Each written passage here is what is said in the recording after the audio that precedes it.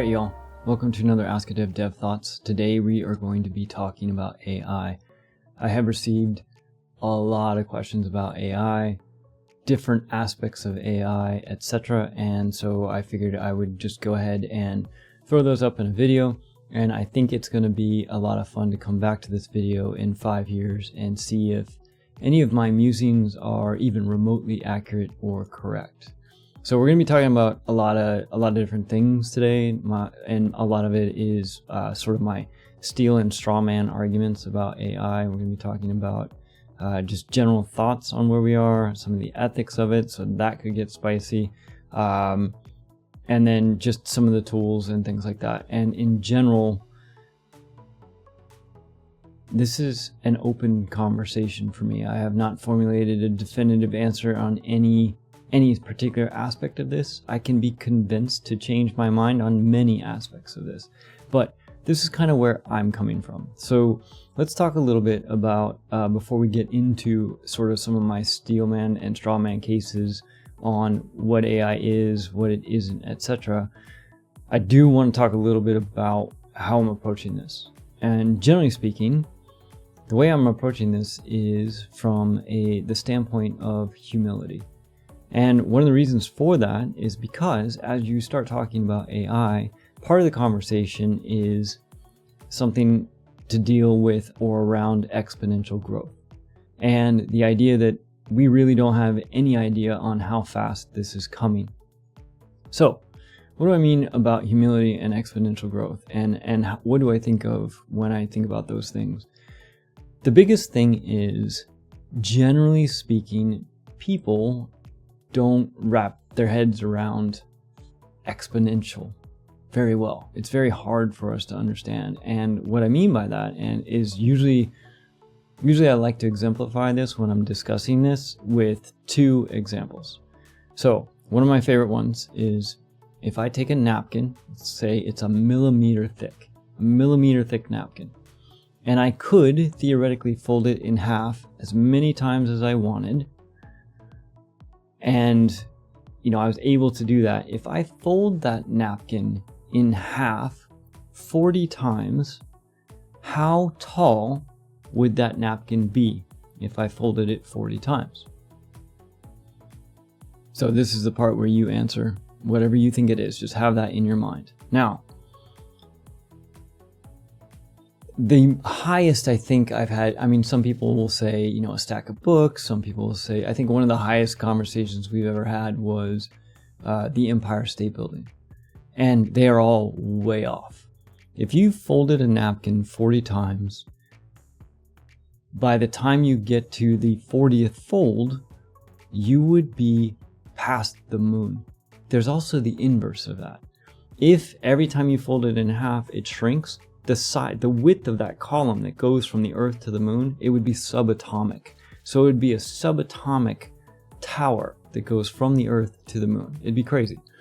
But these are just not things that we are geared towards thinking about. And so as a result of that, what I am trying to do in all conversations that deal with AI is leave space that I am potentially underestimating and possibly overestimating it at the same time. So with that as kind of my backboard or backdrop of my thinking, trying to just maintain my humility in these conversations with those examples as the reasons why it's very difficult to wrap our heads around this, and also give myself grace because it is a tough conversation to figure out how fast this stuff is going to happen. Let's move on to, is this really AI? So when I say, is this really AI, there's steal and straw man. Yes, this is AI that's coming, or no, it's not AI. So let's just talk about my thinking about this. If you go way back in time, and we think about AI as just all knowledge, it used to be that this was kind of like all knowledge was with the elder in the village or the village sage. And then the book came about, and it was in the pages of the book, and then the library, and then the microfiche. And then from the microfiche, we got to, computers. Then we have the internet, And you can also look at it from a technological standpoint. We went from computers being able to give us the information to the information being available on our phone, and so on. And so along the way, each of those was a step change in the coalescing of all human knowledge. And it used to be you'd have to talk to all humans to get it. Then it was in books and so on. That's the point of that example. At least this is the way I've been thinking about it. And so as a result of that, if all human knowledge is basically getting coalesced down into smaller and smaller chunks, is it possible that our current version of AI is just a natural step change? Each of those was a step change. And the idea that we can take and access all of human knowledge at this speed of basically on a cell phone in a 2 gigabyte drive type thing with a large language model, does that mean that this is actually really not necessarily AI in the sense that it's self-aware, etc., Terminator type stuff, but more just a step change in the coalescing of human knowledge?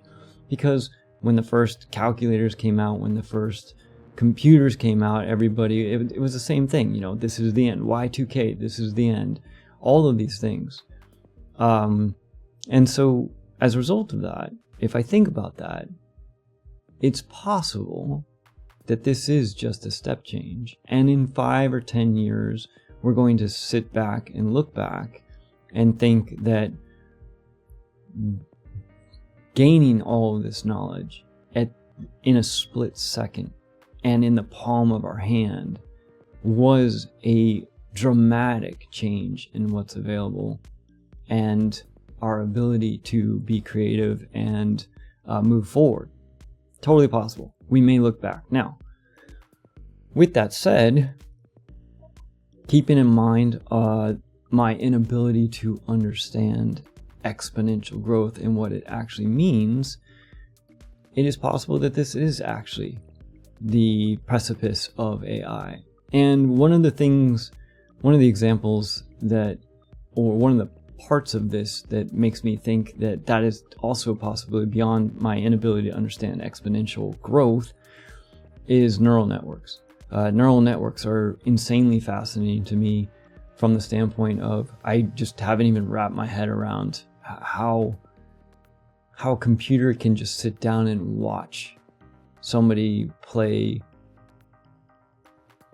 Chinese chess or drive or whatever, and somehow there's no code and it just works. It's a little bit mind-blowing to me. And there's actually a really cool story. I've heard different versions of, and the history is a little bit muddled, but I think you'll understand what I mean by it once we talk about it. So the way it was told to me was, or the way I heard it or read it, whatever, was that there was a neural network AI had been trained to play chess and Chinese Go. And just to put it in perspective, by the way, chess has 10 to the 40th, I believe, positions, combinations of things that can happen. Chinese Go, or Chinese chess, has a 10 to the 170th. We're talking insane numbers. And a level 9 Chinese Go player, I believe, is the top tier grandmaster, and a grandmaster chess player is the other one. Anyways, point is, the AI played the chess player lost, and then they rage quit. They basically said that they were quitting playing chess because if AI can do this, what's the point? Meanwhile, the Chinese Go player played against the AI. I think they won 1 in 5 games, but ultimately lost to the AI. And rather than rage quitting, what the Chinese Go player did was they sat down and they said something to the effect of it was kind of like playing against an alien. They hadn't really seen strategies like that before. And they sat down and they started playing with the AI. And as a result of that, they actually improved their Chinese Go game. In the face of something like AI, you could do, going back to the, misinterpreted or whatever the theory is, you could be the chess player. You could be the chess player. And once you're beaten, that's it. What's the point anymore? Or you can be the Chinese Go player. And the Chinese Go player now starts playing Chinese Go with this alien life form. And as a result of it, improves their Chinese Go game. So for me, I mean, anybody who knows me, they know what my answer to this is. I want to be the Chinese Go player. I don't care what AI is or is not going to be. At the end of this, I'm going to be the Chinese Go player. So it's just an interesting thing about overall, when we look back, I think there are going to be cases where AI helps us learn, helps us understand, and do things better, faster, cheaper, all kinds of stuff. So, as we coalesce, is this going to be a step change, or is this actually going to be self-aware artificial intelligence? I don't know. We're seeing lots of interesting signs. I think it's still pretty early, but just keeping in mind some of these exponential growth natures. Now, with that said, I want to talk a little bit about, let's take a break and let's take a look at what is potentially going to happen with job markets, how it's affecting jobs all across different markets, and go from there. Let's take a look. Okay. One of the biggest fears that we hear a lot about is jobs. So what's going to happen with the job market when the AI takes over and takes all of our jobs? And I am definitely affected by this. When AI first started coming about, my initial thought was I was probably going to be better off potentially, especially as I started seeing things like Midjourney, Grok 3, image generation, and stuff like that. And that's another great one. In the first year, it was just text. And everybody said, yeah, but it'll never be able to do more than 100 lines of text. Within 6 months, it tackled that. And then people were like, it'll never be able to do creative writing.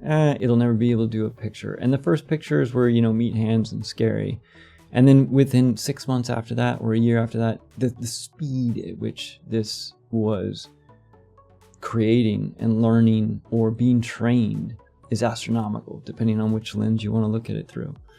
So as I was seeing that happen, I was thinking, some of the more creative stuff is going to potentially be at risk sooner. Now, I've since changed my mind on that a little bit. I think that there are a lot of creative aspects like concept drawing, animation, video editing, all those things. I think actually a huge portion of those things are actually going to do better off than my current position. My current position as a tech artist doing character rigging. As I've watched it develop, I actually think that the character rigging part of my job has the potential to be taken over by machine learning, neural network, some aspect of AI before a more creative job like animation. That's largely because AI right now, as it's touted, is not really self-aware. And so the idea of giving feedback and doing notes and things like that is really difficult. It can't do it yet. At least not in any tool that I've used so far. And today is, this is late February of 2025, just for our future looking back at the video. So that said, from everything I've seen, I'm actually thinking that at least some aspect of the character rigging part of my job is actually definitely at risk. But I'm actually okay with that, because a lot of that aspect, or a lot of those parts of that job is also potentially the monotonous and tedious part of the job as well, which can also be, potentially, soothing as well. But anyways, so that part of my job I'm definitely concerned about. I think the creative problem solving I'm going to be okay on. This is just me thinking about what it's like to be a tech artist in this AI world. So with that in mind, there are some things that I think are worth mentioning about the potential disruptions in the job market. So let's take a non-creative, non-film animation and VFX example, and let's take a look at what's happening in law and advertising and things like that. So I think there are tiers to this, and let's take a look at, for example, like a paralegal. Okay. The idea that a lawyer can now source as many cases or whatever they need pretty crazy fast almost makes the job of a paralegal kind of obsolete. So I think, as with many technological advances, I think that there are going to be portions of job sectors that are actually made obsolete. And to a certain extent, yes, that's a bummer if you're a paralegal or whatever, but less so from the standpoint of if you're a paralegal, and more so from the standpoint because, people adapt and they adjust and they learn new crafts and they do other things. And before you know it, there's another way to break in.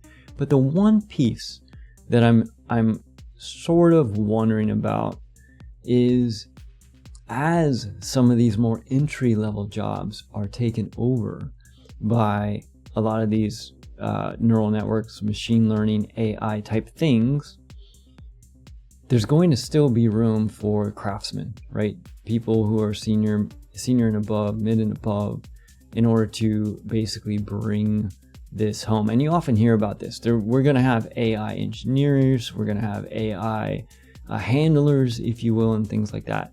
And if that ends up being true, one of the things that I do wonder about, though, is how do you learn to be senior enough to get that job if all the entry-level positions are gone? So in my own mind, I think of the paralegal as a stepping stone towards becoming a partner, etc. And basically, how do you break in? If all of the entry-level jobs are taken by AI, how do you break in? How do you bridge that gap? And so I'm wondering if we're going to get to a point where there is a gap that, because you can't break in and the seniors start retiring and leaving the industry, there aren't going to be enough people around to handle the AI. I don't know. Anyways, I was just thinking, from a job disruption standpoint, I do think, or that is at least the one section of it where I sort of wonder, are entry-level jobs going away, and does that make it more difficult to get into those next level and tiers of jobs?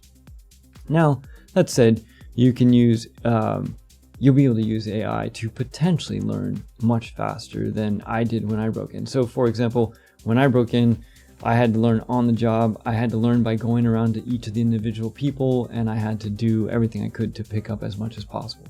Okay, fast forward, online animation schools happened, and people who graduated from those online animation schools had more knowledge and understanding of animation than I did after years of learning on the job. So maybe this is going to be the next version of that, students who use AI in school, they will come out and they will already be eons beyond people who even already learned the craft, because they now have the ability to just ask at any given moment. So it's going to be really interesting to see how all this pans out from a jobs perspective. I do think there is going to be disruption. I think that, for example,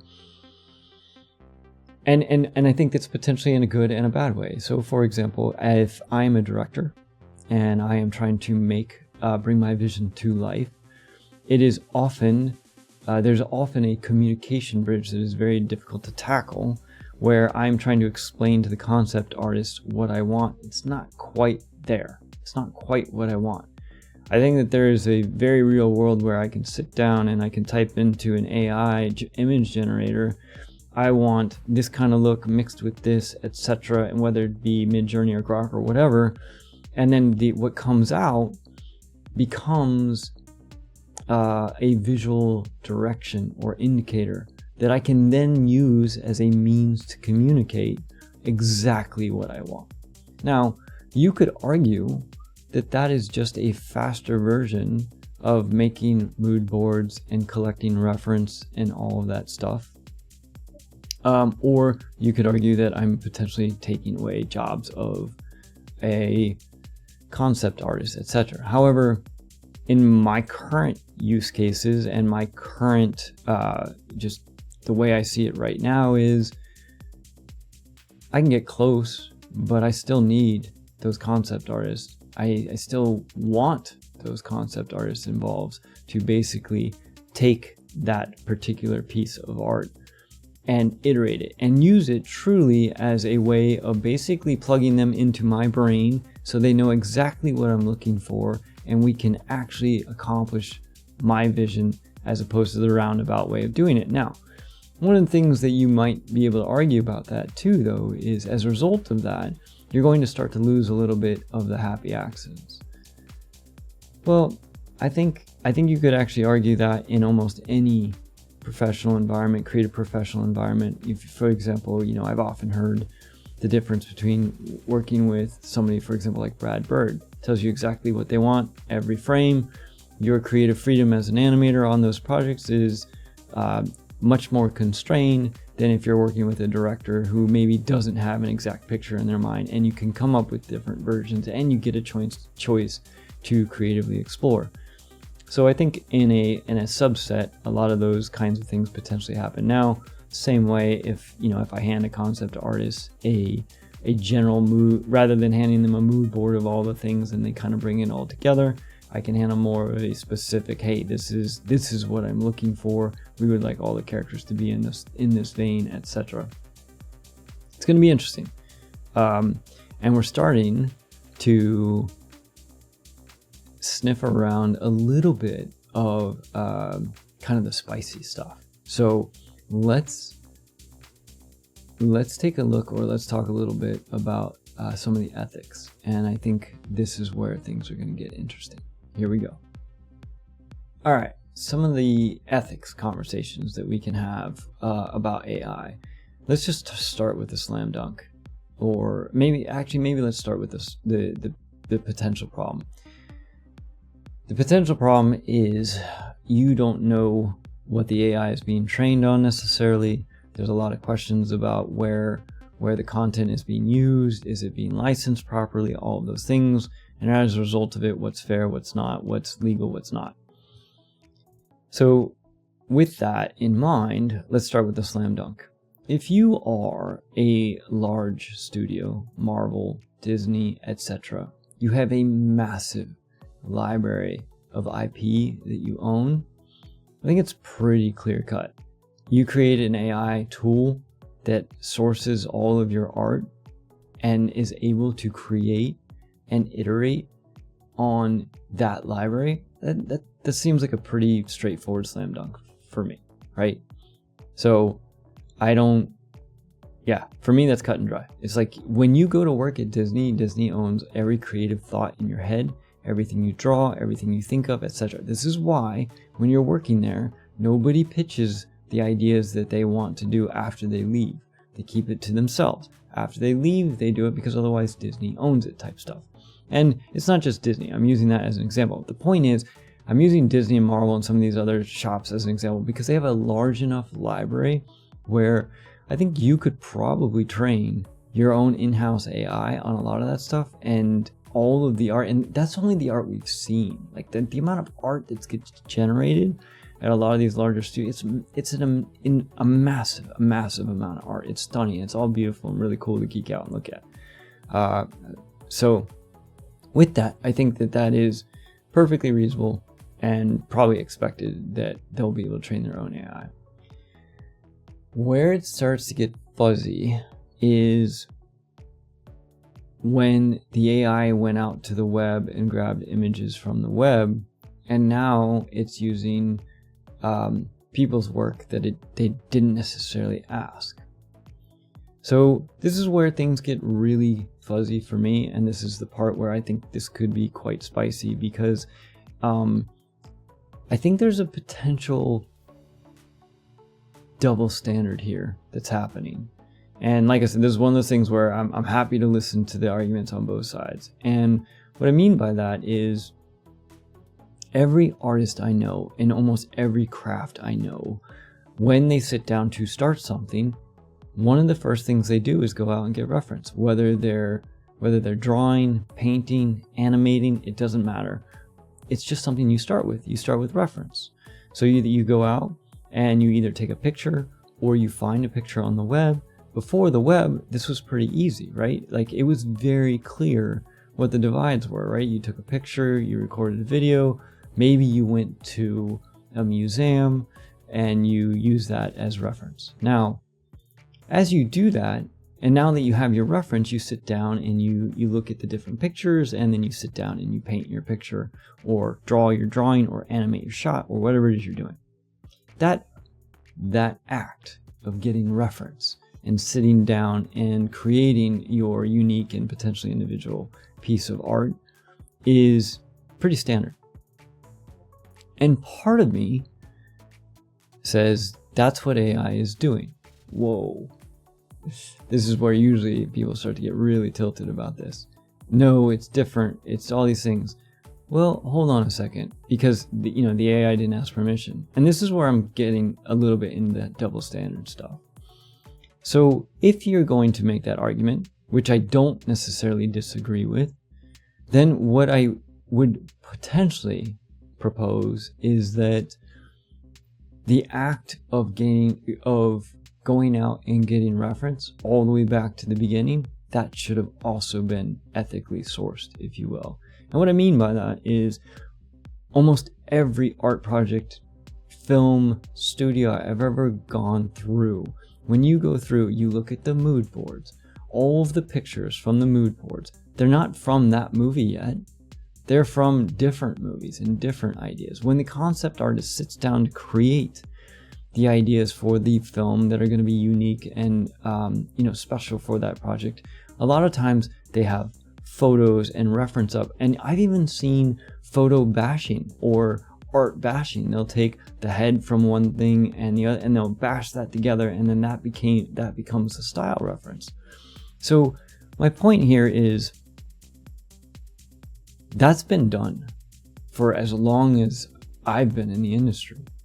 And if we are going to get upset that is what AI is doing, I think it's worth potentially having a conversation about the double standard of that's actually what every artist does. And so I wonder, are we actually getting upset by the fact that AI is drawing these drawings so quickly because it's able to do it so much faster than I am able to do it? And as a result of that, I am scared because now my job is at stake? Or is it because it's actually taking and stealing from my artwork? And if that's the case, then I would argue that we should have been upset a long time ago, because that is exactly what we do as artists. We sit down, we look at reference. And the idea that we can't copy it exactly, I would argue that's not true, because there are people who are literally human printers. They're able to use four pens and do like a dot printer type drawing of a stunning picture of a beautiful animal or girl, or even within projects, the ability for people to match the same style, etc. Otherwise, films wouldn't look the same. So taking that with a little bit of grain of thought, if that is the thought process, is it worthwhile to at least do some self-reflecting that maybe we should actually go back even further? And the reason that we're actually upset is because of the speed it's happening. Now, with that said, that is a conversation, like I said, that's something I muse about, wonder about, think about all the time. The flip side of that that's interesting to me is, as an artist, if I sit down to start a project and I go and grab visual reference from, Cloudy with a Chance of Meatballs, my favorite Marvel movie, and, my favorite new and up-and-coming artist, and I look at that and I mix it all together, I'm actually looking at individual images from those people. Is there at least potentially the idea that by using AI, I'm actually obfuscating those individual elements and I'm removing those? And as a result of saying, hey, I would like to look at reference that is a mix of Van Gogh and photographs by, Adam Ansler and Disney. By doing that, there is no one specific image that I'm using now.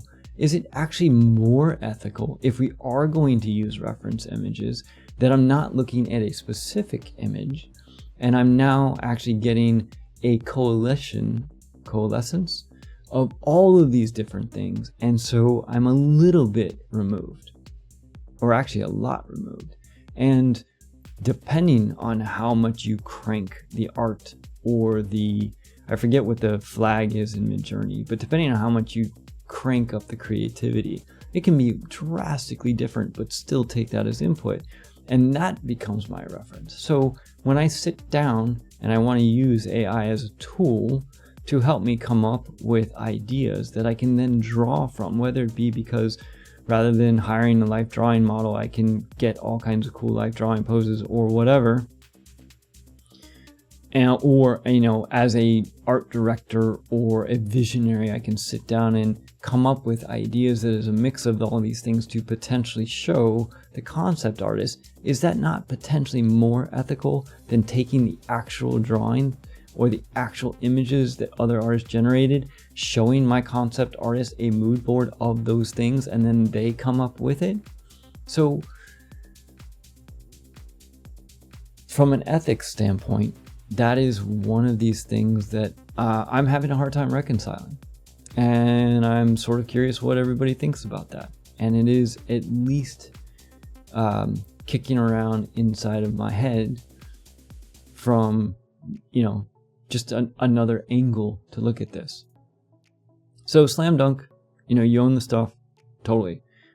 Somewhere in the middle, a little bit of, do we need to have a further conversation, reality check about what's going on?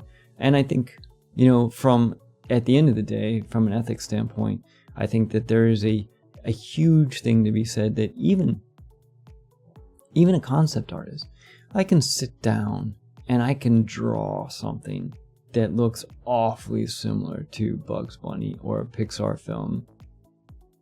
And we all see it.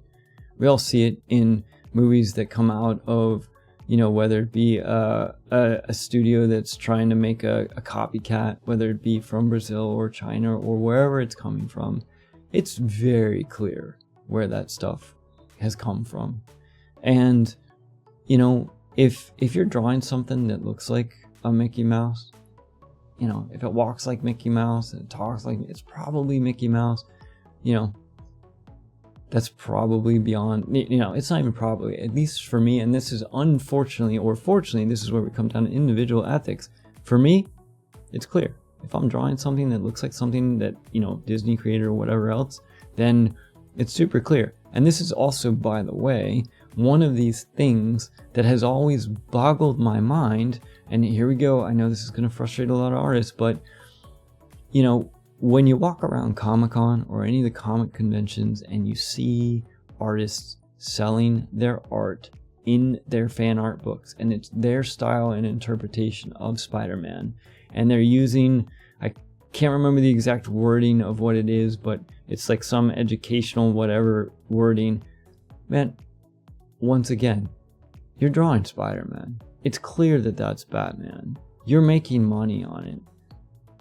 Maybe as an industry, it's time for us to potentially have a conversation about the fact that that's technically infringement, and everybody's freaking out about AI because that is technically infringement. But the thing is, they're mad about it because it's able to be done at such a speed and by everyone that is now actually threatening those jobs, and that is the piece that's potentially scary. So just want to throw that out there as a thought experiment for you all to think about as we're going in here. I am happy to hear about, and I've definitely had conversations and heard of, the different arguments about how this stuff is generated and mined and all that stuff. I get it.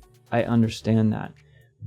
I just have some questions about the historical way that we as artists function and work that are tough for me to reconcile with that particular piece of it. And that's just one piece of the ethics that go into it. Generally speaking, my bottom line with this is I'm open to conversation. I think people who come up with innovative, creative ideas and their own drawings and things like that should be able to protect those, etc. Yes, that's true. But at the same time, if you're putting your stuff out on the internet and I walk up and I look at it and then I draw a drawing, I don't fully understand how that's different than AI doing it in that particular context, other than AI is able to do it faster. And like I said, I think there is a version of it that is actually potentially more ethical. Anyways, so enough of beating that one to death. Also, it's potentially, I think I also went on about a little bit because it's a nerve-wracking conversation. I'm pretty sure I'm about to get flamed. So bring it on. Let's have the conversation. Let's see. I've watched a lot of videos on this, and so far nothing's really kind of addressed that point, in my humble opinion. So bring it on.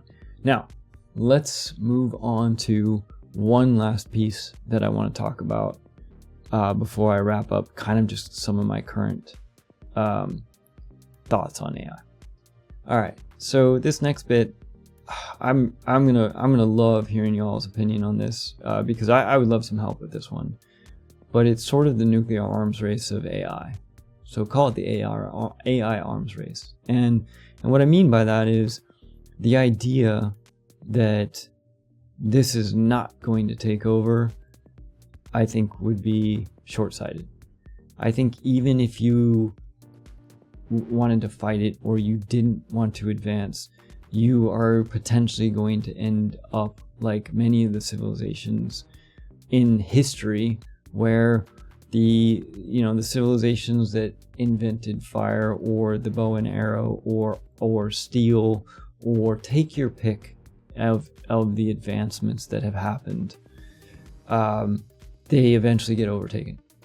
And fortunately, as time has gone on, some of it has been less about the weapons and more about the information and data, hopefully. And I think AI is potentially the next revolution in that. Now, if you think that some other group or person is not going to develop on this, knowing because they think that your ethics or your ideologies or etc. are right and just, etc., or they come to an agreement on that, I think you're potentially not paying attention to what's going on in the world right now. There's too many examples of cases where literally you can break it down to just a bully. I mean, we are able to beat bullies with intellect and numbers and all those things, but that said, how many videos do you see on the internet about bullies?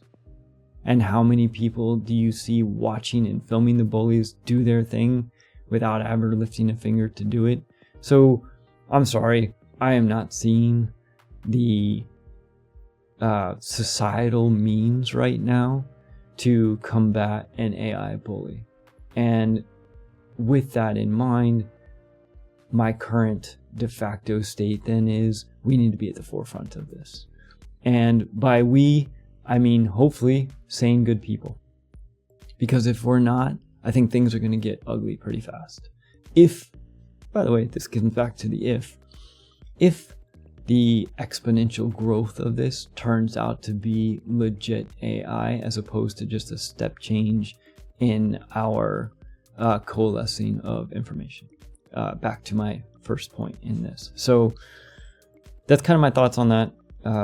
Some of them are pretty somber, but I actually, with that in mind, I'm a huge proponent of making sure we're in front of this, not hamstringing it. And by we, I don't mean any one nation. I mean just sane people in the world, hopefully. So I'm going to leave that at that. I am super curious about you all's thoughts on this section of it. I can't wait to see the comments, and we'll go from there. So with that, let's just kind of hop into a couple of final thoughts and wrap up this AI journey. All right, so with all that in mind, what am I actually doing? There's a couple things. I am definitely using AI tools. I'm learning about them as much as I can. I hear about new ones. I give it a try. I've used prompt engines. I've used image generators. We're doing a series as part of the Patreon where we're using AI to help us write code. And there's a lot of really exciting stuff about what I'm seeing so far. There's also a lot of stuff where I'm like, yeah, AI is not there yet. It is not going to replace the people yet. Now, I say yet, just trying to keep in mind my lack of ability to understand exponential growth. With that said, there are a lot of pieces of it that are pretty phenomenal. For example, I've been using a one recently that is project aware. So it's able to connect the dots between different sections of our code and what it feels like. What it feels like is it feels like I have, sometimes it feels like I have an engineering team around me whereby it doesn't do all the work, but I can ask it questions and it's able to come back with answers that help me understand what's going on. As if I was going to my lead engineer or my entire engineering team and asking them questions and being able to get answers back and learn from them. And one of the cool things about that is I don't feel like I'm bugging the engineers anymore. I feel like I can ask a question, get a bunch of information about it, and not trouble somebody with too many questions. So having that person there to ask a question without bothering somebody who's pretty busy right now is pretty awesome. I already mentioned the one before about being able to use image generators as a means to more clearly articulate the art or visual direction that I'm going for, being pretty powerful. Some of the fun ones that I love, even the tech stuff, like things I don't want to do. Here's a fun one. I had to explain why my kite surfing wind alert subscription would be justified as an expense for our wellness plan. I was like, man, I don't want to do that. So I asked AI, and AI spit out something that was pretty reasonable as an argument case for it. I copied and pasted that right in to get my windsurf subscription approved through our wellness plan, which is great because I didn't want to spend a bunch of time doing TPS reports. So basically, if it's a TPS report, I'm happy to have AI help me with that stuff. My general experience with it is it does a great job, but I end up going back and doing a pass so that what is written is me. That's kind of it. So that's when dealing with writing and things like that. So basically, I'm using tools across the board. We've even recorded stuff for the channel as part of 3D modeling, kind of where the state of things are. I'm seeing a lot of really exciting stuff, but at the same time, there's still a lot of work to be done. So overall, I love learning, and AI, my current operating understanding and what I'm seeing frame of reference is AI is literally a tool for me to learn even faster, and it's pretty exciting from that standpoint. The second thing that is pretty exciting for me personally is if you ignore my job, if I wasn't worried about my job, from a humanity standpoint, from a health standpoint, one of the things that I am particularly excited and hopeful about is I want AI to come online, and I want AI to help solve things like cancer and make things like regenerative bones and muscle therapy, like the ability for us to potentially grow and fix and heal just because of some things that have gone on in my life and health and so on. I would happily give up my job and learn something new if it meant that AI was going to be able to do things like cure cancer and some of these other just amazing things. So I'm pretty excited from that standpoint, and that is a very personal part of this journey. And then I think there's another piece to this, which is and I'm actually going to, I think I'm going to close on this, which is, let's say that I'm wrong and I've underestimated my exponential brain, couldn't get it, and we do end up with AI that's actually self-aware and able to do all of our jobs and everything like that. What I've told myself and the way I think about it is much in the same way when the camera came out, photography came out, and they were like, painting's done, or mass production came out, and making dishes and china and all that stuff is done. Same thing with knives and all those things. Even with all of that advance in technology, it doesn't take away the joy that I get from doing a drawing on my own. It doesn't take away from the fact that there are still individuals out there who are handcrafting knives and katanas, and they're folding them 50,000 times or whatever it is. And the ability, or those individuals are able to still sell their craft. And so even if AI comes out and is able to generate all of this stuff, I still, from what I've seen and what I'm telling myself, is there's going to be room for the handcrafted artistic experience or story or visuals. And much in the same way, there is still room for handcrafted artistry in all these industries that have been disrupted over time. And that's kind of what I'm telling myself. So in closing, my current stance on AI in late February of 2025 is sort of wonder, curiosity, with a lot of humility and openness to being able to change my mind one way or the other. So with that wrap up, as always, thanks for checking out the video. Let me know your thoughts. There could be a lot of fiery, spicy thoughts on this one, but I welcome all feedback.